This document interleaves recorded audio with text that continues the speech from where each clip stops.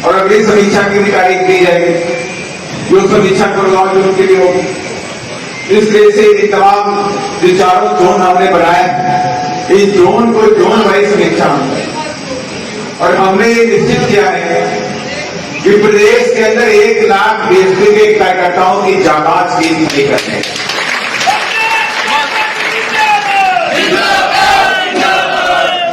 और इस कार्य में दिन पर दिन हमारी बढ़ोतरी हो रही है।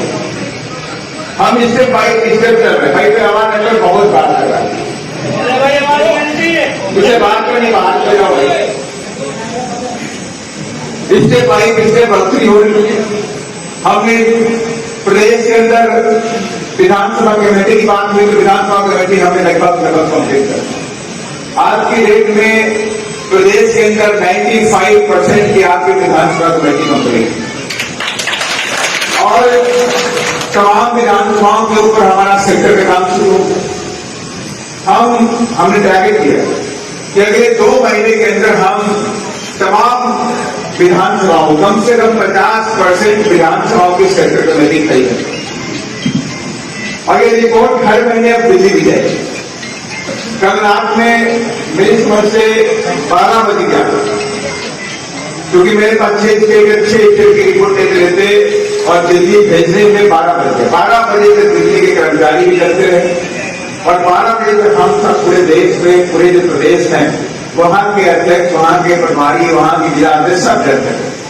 मैंने बहन जी के निर्देश के आदेश पे रिपोर्ट मांगी गई, तो हमने इनसे कहा आप एक्चुअल रिपोर्ट देना, कोई छोटी मोटी रिपोर्ट कर, क्योंकि आप एक्चुअल रिपोर्ट दोगे तो हमें मालूम होगा कहाँ पे कमियां, उन कमियों को हम दुरुस्त कर सकते हैं। अगर आप मेरे सामने हर बार कोई फेक रिपोर्ट लेके आओगे, छोटी रिपोर्ट लेकर के आओगे, किसान मेरी जिला कमेटी बहुत अच्छी है, विधानसभा कमेटी बहुत अच्छी है, मेरे विधानसभा में सारे सेक्टर कमेटी बन गई, बूथ कमेटी बन गई, लेकिन जमीनी स्तर पर कुछ भी नहीं, तो आप तो हमें अंधेरे में रखे हो, और आप मुझे अंधेरे में नहीं रखे हो, आप अपने इस मिशन और मूवमेंट के साथ में भी धोखा देते। अगर आप चाहते हैं कि हरियाणा के अंदर बीएसपी की सरकार बने, या हम कहेंगे सत्ता का जो संग्राम होता है उस सत्ता के संग्राम को आप जीत सके, तो बिना फौज के, बिना सिपाहियों के कोई जंग नहीं जीत सकते आप। और इसीलिए हम लोगों ने निश्चय किया कि प्रदेश के अंदर 1 लाख बहुजन समाज पार्टी के जाबाज सिपाही हरियाणा प्रदेश में खड़े, और निश्चित तौर पर अगले 4 से 5 महीने में ये आंकड़ा हम लोग पूरा करेंगे। और हमें उम्मीद भी है कि जिस तरह से हमारी पूरी टीम ये काम करेगी, कोऑर्डिनेशन के साथ काम करे। मैंने पहले बोल दिया कि देखिए आप मेरे रिश्तेदार नहीं हो, आप मेरे कोई रिश्तेदार नहीं हो, सीरियस बात। हमारा और आपका रिश्ता इस मिशन और मूवमेंट का, हमारा और आपका रिश्ता इस पार्टी का, हमारा आपका रिश्ता हमारे बहन जी के द्वारा बनाया गया, और जो इस मिशन मूवमेंट को आगे बढ़ाने के लिए अगर आप काम करते रहोगे तो आपका बाल बांका नहीं होने वाला, और काम नहीं करोगे तो कोई विधि ताका लगा लोगे, आप बैठ नहीं पाओगे। आप पद पे आगे बढ़ते जाओगे तो काम की तरफ बढ़ोगे, और चापलूसी वाले बहुत जल्दी बाहर होते हैं। आप एक दिन आप धोखा दे सकते हैं, 2 दिन आप धोखा दे सकते हैं, 1 महीने धोखा दे सकते हैं, 2 महीने धोखा दे सकते हैं, लेकिन लॉन्ग टाइम इस मिशन और मूवमेंट में ऐसे धोखेबाज नहीं कर सकते, और एक ना एक दिन उन्हें बाहर जाना ही पड़ता। इसलिए इस बात को गांठ बांध दीजिएगा कि जो भी कार्यकर्ता काम करेगा वो आगे बढ़ेगा, जो काम नहीं करेगा वो पीछे। और जो आज मैं आपसे कहना चाहता हूं, आज मैं हमारे प्रदेश अध्यक्ष जी बता रहे, मैंने कहा भाई इतना छोटा सा हॉल आपने किया, इसमें 30% लोग अंदर बैठे हुए और 70% लोग बाहर। जब मैं आया तो हॉल तो पूरा पहले भरा हुआ था, यहाँ पर रखने की जगह, और कम से कम 300-400 लोग, 500 लोग बाहर भी थे। तो मैंने कहा भाई ऐसा क्यों किया? तुरंत साहब यहाँ किसी ने और ने हाथ नहीं दिया, लेकिन जाट समाज को मैं धन्यवाद देता हूँ जो लोगों ने हाथ। और सबसे बड़ी बात यह कि मैंने कहा यहाँ पे हिसार में छात्रावास थी, क्या नाम है रविदास, गुरु रविदास जी छात्रावास, जहाँ पे मैं एक बार गया भी था, माधव नाथीराम साहब की मूर्ति जी जी जी और भंडारा वगैरह भी हुआ। लेकिन अब सुनने को मिला कि वो पूरा का पूरा जो उसका मैनेजमेंट है बीजेपी और कांग्रेस की साइड से होता है। बीएसपी की मीटिंग के लिए वहां पे लोगों ने रिक्वेस्ट किया कि हम 21,000 रुपए भी दे देंगे, आप हमें हॉल दे दीजिए। तो उन लोगों ने शायद ये कहते कि बीएसपी की मीटिंग के लिए नहीं, माने कि हमारे खून पसीना आप मेरे तो नहीं भाई, मैं यहां का रहने वाला नहीं, लेकिन आपके खून पसीना कहीं ना कहीं वहां लगा हुआ, लगा नहीं लगा होता है। अगर आपका खून पसीना लगा हुआ है तो आपका हाथ बनता है कि वहां पर हमारी मीटिंग होनी चाहिए। अगर वहां बीजेपी कांग्रेस के लोग मीटिंग करते थे तो बीएसपी की मीटिंग लोग नहीं करते, और बीएसपी के लोग तो इस देश के अंदर दलितों, पिछड़ों, आदिवासियों के हक हकूक की आई करने का काम करते हैं। बीएसपी के लोग इस प्रदेश के अंदर कहीं भी अत्याचार होता है तो सबसे पहले पहुंचने का काम करते हैं। बीएसपी के लोग इस देश के अंदर आरक्षण को बचाने के लिए काम करते हैं।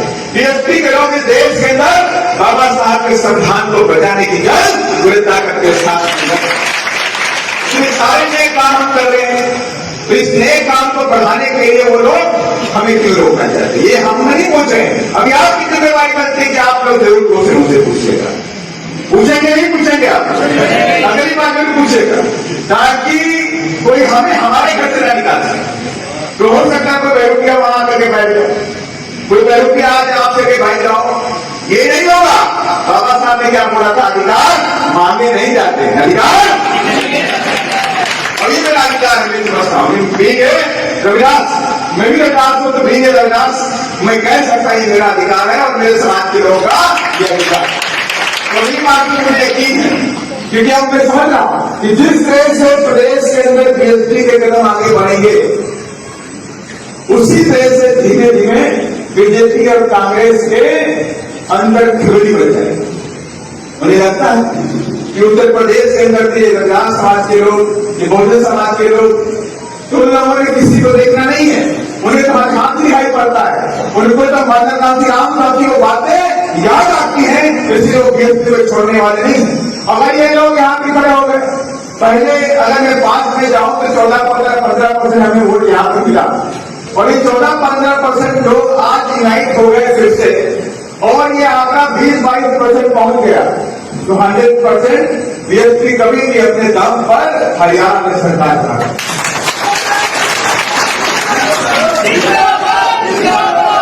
और इसीलिए हर कदम पर आपको रोकने का प्रयास किया जाता है, हर कदम पे आपके सामने हड़क लगा दिया जाता है कि कहीं ना कहीं से रुकावट पैदा कर दी जाए, ये उसकी आगे नहीं पड़ती है। तो इसलिए मैंने कहा ये कदम एक एक कदम हमारे लिए बहुत ही सोच समझ कर रोकने की जरूरत है। बीएसपी कभी भी किसी के विरोध में काम नहीं करती, हम पॉलिटिक्स करते हैं, हम अपने मिशन और मूवमेंट को लेकर आगे बढ़ने की बात करते हैं, किसी पे व्यक्तिगत टिप्पणी नहीं करते। और ना ही हम सबकी आदरणीय माननीय राष्ट्रीय अध्यक्ष बहन कुमारी मायावती जी ने आज तक कभी भी किसी के ऊपर व्यक्तिगत टिप्पणी नहीं, कभी नहीं करती। तो हम बहुजन समाज पार्टी के भी कार्यकर्ता, हम सभी उनके सिपाही हैं, उनके फॉलोअर हैं, तो हम भी किसी भी व्यक्ति के ऊपर कोई व्यक्तिगत टिप्पणी नहीं करते। हमें अपने मिशन की बात करनी,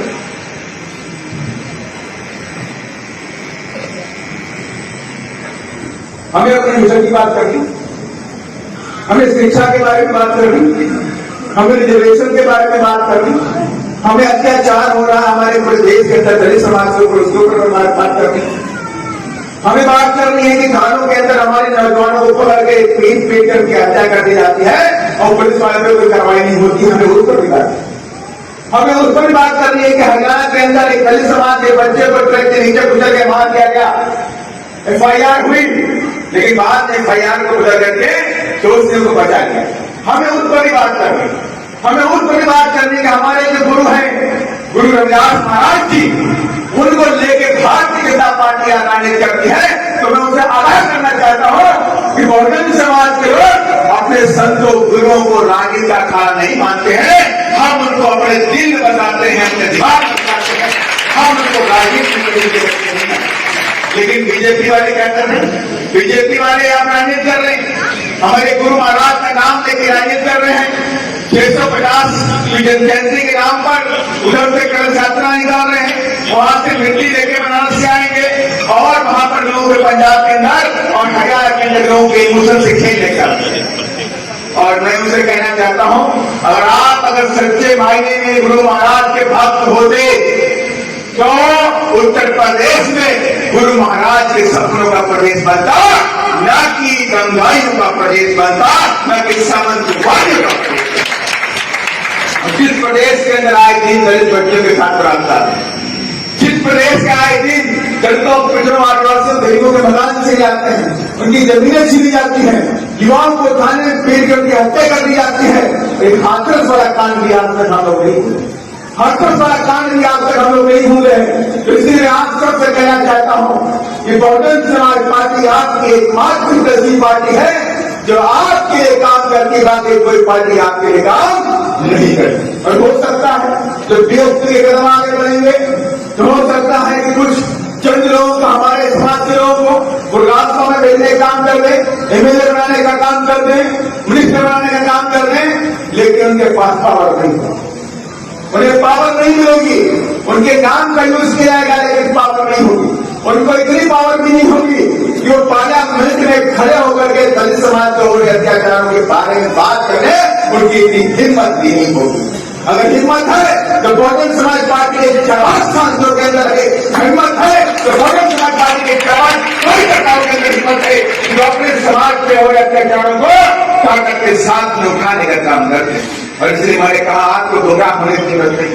ये कांग्रेस का चलन ऐसा ही रहा है कि बीएसपी की जब तक आगे बढ़ती है तो बीएसपी को रोकने का काम ये लोग करने का करते हैं। आपने भी देखा होगा कि 2 बार हमारे 2008 में और 2018 में हमारे 6 मेरा स्थान के अंदर बने, और दोनों बार मान्या बहन ने कहा कि सामंतवादी ताकतों को रोकने के लिए हम कांग्रेस को बाहर से समर्थन देते, हमने कांग्रेस को बाहर से समर्थन दिया। और इस बार भी 2008 में भी कांग्रेस ने हमारे 6 मिनट तोड़े, और 2018 की मैं बात करता हूं, 2018 में कांग्रेस बड़ी बड़ी सपने देख रही कि हम 120 सीटें लेके आ रहे हैं, वहां पर 101 सीटें चाहिए बहुमत के लिए। वो कह रहे थे हमारे 120 आ रही, 125 आ रही, 130 आ रही, मीडिया चिल्ला रहा था, बोले बीएसपी 0 है, बीएसपी नहीं आने वाली। चैलेंज हमारे लिए भी सामने था, लेकिन जब रिजल्ट आया तो बीएसपी के 6 एमएलए बने और कांग्रेस बहुमत से पीछे रह गई 2 सीटों। माने की 99 में अटक गई, कांग्रेस की सरकार नहीं बन रही थी, बीजेपी के लोग एक्टिव हो गए, बीजेपी की पूरी टीम एक्टिव हो गई, उन्होंने विधायकों को तोड़ना शुरू किया, विधायकों को फिर कर दिया। और आपको मालूम है बीजेपी इस मामले में बड़ी मांगी है कि नहीं मांगी है, बीजेपी बड़ी मांगी थी इस मामले। चलती हुई सरकार क्या देती है, वो गिराई की नहीं गई। मध्य प्रदेश के अंदर कांग्रेस की चलती हुई सरकार गिरा दी और अपनी सरकार बना दी। तो बीजेपी कमजोर नहीं थी, लेकिन मान्या बहन जी का दृढ़ निश्चय था। मान्या बहन जी की ताकत को मैं सलाम करता हूं। उन्होंने कहा बीजेपी को रोकना है, सामंतवादी ताकतें हावी नहीं होनी चाहिए राजस्थान के अंदर, हम कांग्रेस को बाहर समर्थन देंगे। और मान्या बहन ने कांग्रेस को बाहर समर्थन दिया। कांग्रेस कोई मांग नहीं चाहिए, कोई डिमांड नहीं चाहिए, और जब हमने उनको समर्थन दे दिया तो उनके पास मेरे हो गए 105 और बहुमत के लिए 100। सरकार उनकी बन गई, सरकार बन गई। हमने उनसे डिमांड किया कि 2 अप्रैल 2018 में जो पूरे देश के अंदर नीली क्रांति आई थी एससी एक्ट को सुरक्षा कवच को बचाने के लिए, तमाम पूरे देश के अंदर बच्चों के ऊपर एफआईआर कर दिए, उन एफआईआर को खत्म कर दिया जाए राजस्थान के अंदर भी और मध्य प्रदेश में। ये हमारी मांग है, लेकिन वहां ये मांग नहीं मानी गई, और उलट वहां के मुख्यमंत्री ने हमारे 6 के 6 विधायक को तोड़ दिया, हमारे पीठ में छुरा को फेंका। मैंने 1.5 साल तक हमने उनसे कुछ नहीं कहा। 1.5 साल में हमारी एक मांग थी कि 2 अप्रैल 2018 के जो हमारे बच्चों को एफआईआर आपने की है राजस्थान के अंदर मध्य प्रदेश में से खत्म कर दिए, वो नहीं खत्म किया, उलट हमारे विधायकों को फिर से तोड़ने का। तो इसलिए मैंने कहा ये हमेशा हमें रोकने काम करते तो विश्वास नहीं किया। और बाबा साहब ने भी कहा कभी 4 आने का कांग्रेस का मेंबर आपको नहीं बने। और आप बाबा साहब के मानने वाले हैं कि नहीं है, हाथ उठा के बताइए। बाबा साहब के मानने वाले हैं तो हम बाबा साहब के मानने वाले हैं, गांधी के मानने वाले नहीं। और अभी आप फिर मैं एग्जाम्पल देता हूं।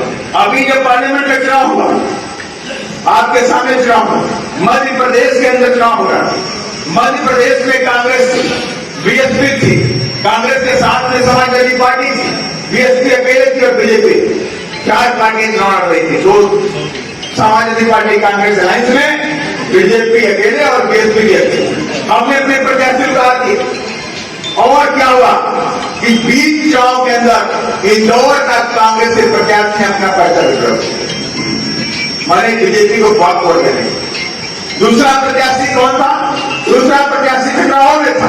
खजुराहो में समाजवादी पार्टी कांग्रेस का अलायंस का प्रत्याशी, उसने अपना पर्चा विड्रॉ कर दिया और दोनों सीटें खाली हो गई, माने कांग्रेस लड़ नहीं। और कौन? सिर्फ बीएसपी और बीजेपी के आमने सामने की टक्कर। बीजेपी के लोगों ने दबाव बनाना शुरू कर दिया बीएसपी के ऊपर कि अपना प्रत्याशी वापस करो, हम ये देंगे, हम निश्चित देंगे, हम ये देंगे, वो देंगे।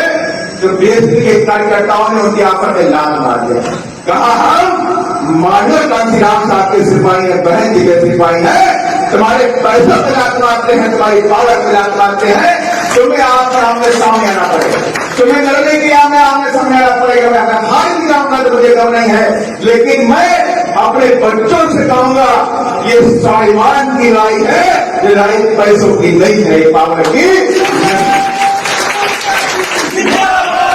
और दोनों हमारे प्रत्याशी हुए आमने सामने ताड़, कांग्रेस को बेचैनी होने लगी। कांग्रेस को लगा बीएसपी के दोनों प्रत्याशी चुनाव दे जाए, बीएसपी ने अपने पर्चे विड्रॉ नहीं, शानदार चुनाव हो रहा है। बीजेपी और कांग्रेस को लगा चुनाव नजदीक आ गए, कांग्रेस ने क्या कहा? रात में उसने ऐलान कर दिया, रात में उसके प्रदेश अध्यक्ष ने प्रेस कॉन्फ्रेंस कर इन दोनों सीटों के ऊपर कांग्रेस की जो कार्यकर्ता है, कांग्रेस के जो वोटर हैं, वो किसी पार्टी को वोट नहीं करेंगे, वो नोटा पे वोट करेंगे। अब आप समझिए, अगर ये कांग्रेस चाहती कि बीजेपी का खाता नहीं खुलना चाहिए, अगर ये कांग्रेस चाहती कि खजुराहो में और इंदौर में बीजेपी नहीं जीतनी चाहिए, तो वोटिंग नोटा में वोट नहीं करिए, जो बीजेपी को हराए उसे वोट कर दीजिए। लेकिन उन्होंने ये नहीं कहा, उन्होंने क्या कहा कि नोटा पे वोट कर देगा, लेकिन बीएसपी को गलती से वोट मत करेगा। उन्हें डर था कि अगर कहीं मेरा वोट ये बीएसपी की तरफ चला गया तो बीएसपी के 2 सांसद बन करके मध्य प्रदेश से आ जाएंगे, और अगर दोनों प्रदेश से मध्य प्रदेश से आ गए तो आने वाले समय में कांग्रेस मध्य प्रदेश से साफ। और इसी उन्होंने हमें रोकने का काम किया। इसी में आपसे कहना चाहता हूं, मैंने दोनों एग्जाम्पल आपको इसलिए दिए कि मेरे सामने के एग्जाम्पल, मेरे आंखों के सामने एग्जाम्पल। अगर आप आज आगाह नहीं हुए, अगर आज अलर्ट नहीं हुए, अपने आने वाली जनरेशन को समझाने का प्रयास नहीं किया कि अगर आप अपने वोटों को बांटने काम करोगे तो वहां पे हरियाणा में कभी सत्ता में नहीं आता। अगर हरियाणा में सत्ता में आना है तो आपको एक होना पड़ेगा और नीचा झंडा हाथ के निशान हाथ को निर्देश रखेगा। हम ये नहीं कहना चाहते कि मध्य यहाँ पर हरियाणा के अंदर बीजेपी ने बड़ी चालाकी से दलित समाज के अंदर वोट डालने का काम किया कि नहीं किया?